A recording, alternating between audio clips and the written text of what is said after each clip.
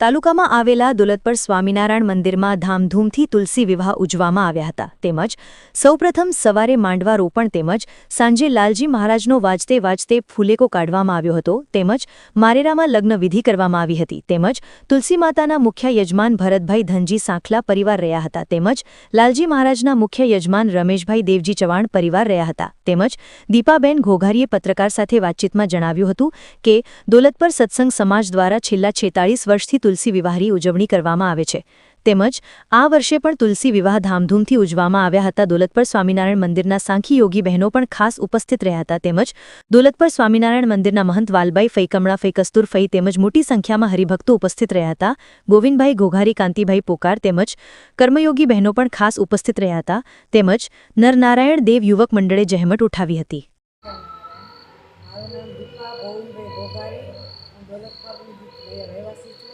દોલતપર સત્સંગ સમાજ દ્વારા દર વર્ષે તુલસી વિવાહનું આયોજન કરવામાં આવે છે. આ વર્ષે પણ ધામધૂમથી આયોજન કરવામાં આવે છે, જેમાં યજમાન પદે